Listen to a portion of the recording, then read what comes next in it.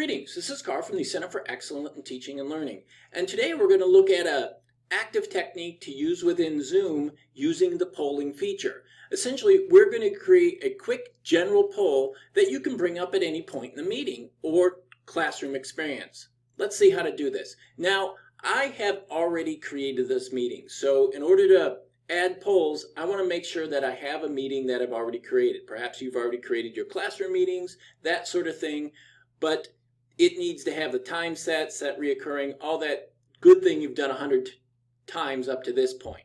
So I'm going to go ahead and open this meeting. And you can see here's my general meeting. Down at the bottom, this is where I can add a poll.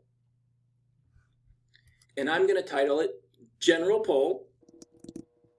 You could make it anonymous if you wanted to, so you wouldn't know who answered what. Could be helpful in some instances. Here I'm going to make this general as well. Choose best answer.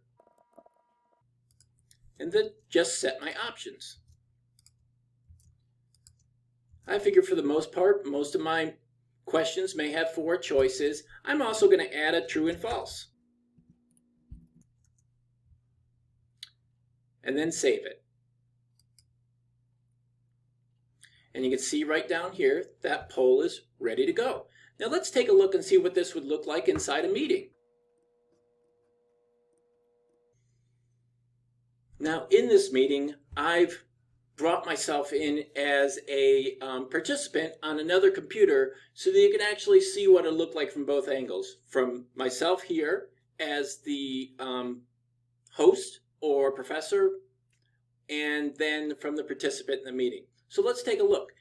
First off, we're going to do an example where we are sharing our desktop, and on that desktop, I am going to have my PowerPoint running.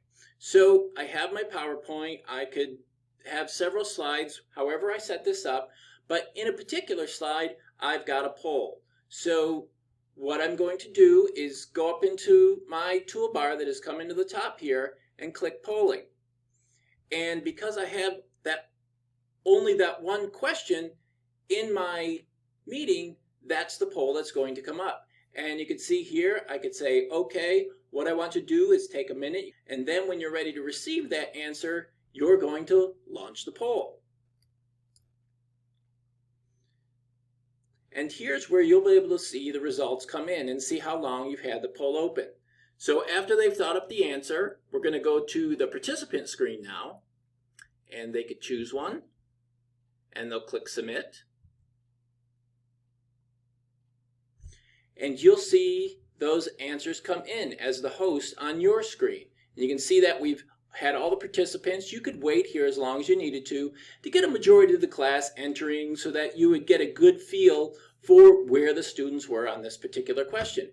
And then when you're done, click End Poll, and then share the results with the class. Again, nice thing is here is that they won't know who's answered what until you share those results. And we'll pop back to the participant screen, and you can see here we've shared the results with the class. Now they can move this wherever they need to so that they could perhaps reread it with the answer and get an idea of where they may have made a mistake or got exactly right, whatever that case may be.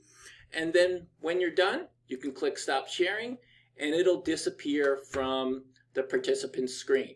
Now you could continue through your PowerPoint, put more information, all those good things. Here we have another question. You can see that's why I put the true false in my question when I created it. I'm going to relaunch that poll. Best part is it's going to erase the information from previous things, and I can do that. Back to the participant screen, I am going to pick one and submit. And you can see those answers again come in on the host screen or the professor's screen. And then again, when you're done, you can end the poll, share the results, and the participants in your poll will be able to see those answers and who answers once and where their answers fell in the spectrum. And then when you're done, you can stop sharing and again close that poll.